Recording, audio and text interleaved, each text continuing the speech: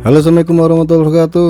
Bosan kali ya bahas PC gaming melulu, kayak nggak ada kerjaan lain selain main game. Mending main lato-lato. Halah. Nah, kali ini nggak ada salahnya membahas PC buat kerjaan seorang musisi. Bener nggak sih? Pokoknya PC buat produksi musik, atau bahasa Inggrisnya PC Music Production. Ini juga menjawab salah satu permintaan subscriber. Sebelum lanjut, mohon supportnya ya buat channel ini. Di subscribe gitu loh. Pencet juga loncengnya, sama share kalau boleh.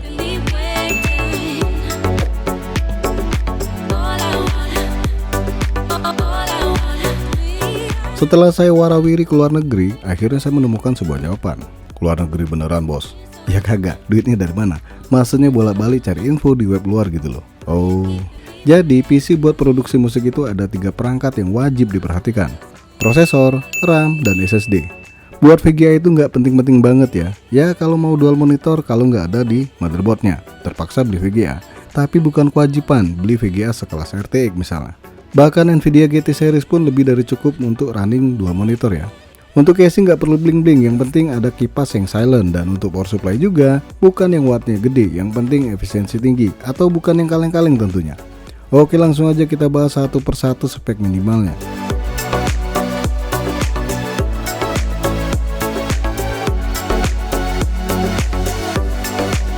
Intel Core i3 10100 3,6 GHz up to 4,3 GHz, 4 core 8 thread.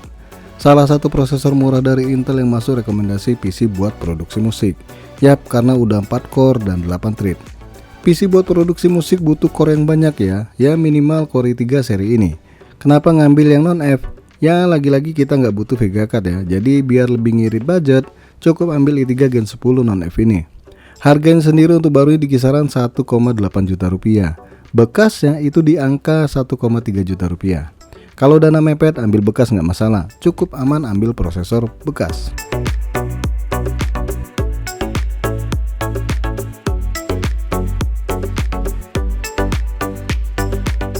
Asus Prime H510 MK. Untuk motherboard nggak perlu yang gimana-gimana banget ya. Yang penting kedepannya masih bisa di-up ke prosesor gen baru, Gen 11 tentunya. Kemudian bisa di-upgrade juga RAM-nya. Terus ada slot M2 NVMe dan jelasnya USB 3.0 buat transfer data. Motherboard ini nggak murah-murah banget ya, tapi nggak mahal-mahal juga. Harga barunya di kisaran 1,3 juta rupiah. Ya syukur-syukur bisa dapat lebih murah lagi nih. Untuk bekasnya kalau masih garansi ambil aja ya. Asal garansi yang resmi, bukan toko. Buat dual monitor, motherboard ini udah ada port HDMI dan VGA. Ya masih cukup bisa diandelin sih kalau cuma display doang.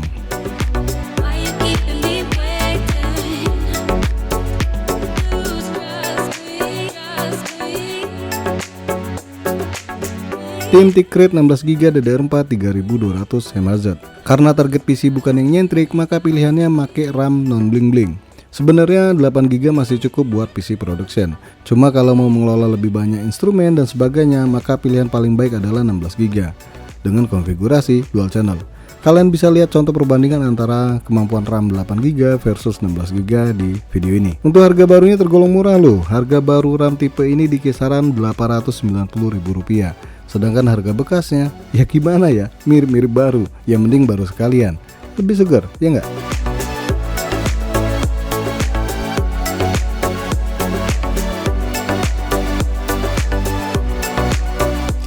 SSD NVMe Silicon Power XD 82TB. Karena slot SSD di motherboard Asus ini cuma satu doang, makanya biar nggak gonta-ganti SSD, baiknya ambil minimal SSD 2TB. Rekomendasi sih yang 4TB ya, cuma bakal mahal banget ya, makanya ambil yang 2TB aja nih. Namanya juga untuk pemula. Harganya sendiri yang memang cukup mahal ya, di kisaran 2,7 juta rupiah untuk barunya. SSD dari Silicon Power ini udah ada SLC casing atas cacing nih, dan di RAM case buffer. Kalau saya nggak salah, SSD yang punya di RAM itu lebih awet dan tahan lama.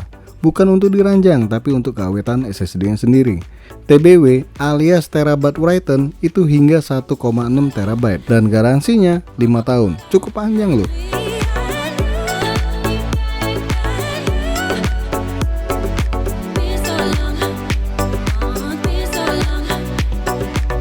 Power supply NZXT C550 bronze. Sebenarnya PC yang kita bangun ini nggak perlu power supply dengan daya 550 watt, bahkan 300 watt aja udah cukup loh. Tapi kalau kedepannya mau upgrade kan enak tuh, nggak perlu ganti power supply. Mana tahu mau beli VGA card nih, biar bisa bermain game tatkala lagi boring atau nggak ada kerjaan. Harga power supply tipe ini juga nggak mahal banget ya, di kisaran Rp800.000.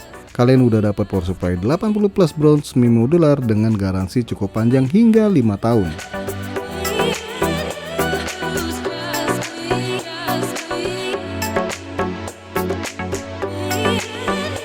Aerocool Trinity Mini V2. Untuk casing sendiri yang penting sirkulasi udaranya cukup baik ya. Usahakan udah dapet kipas biar nggak repot lagi beli kipas tambahan. So Aerocool Trinity Mini adalah pilihan murah yang cukup baik untuk di kelasnya, nggak jelek-jelek banget. Dan udah bonus 3 kipas RGB 12 cm. Katanya non bling-bling bos. Ya gimana ya? Ini yang tergolong murah. Kalau cari yang non RGB ada sih, tapi harganya lebih tinggi. Makanya buat neken budget, tampilan oke punya, ruang cukup baik di dalamnya, cuma ini pilihannya. Kalau mau pilihan lain ya silahkan ya, yang jelasnya harganya pasti beda. Nah harga casing ini di kisaran Rp550.000 untuk barunya.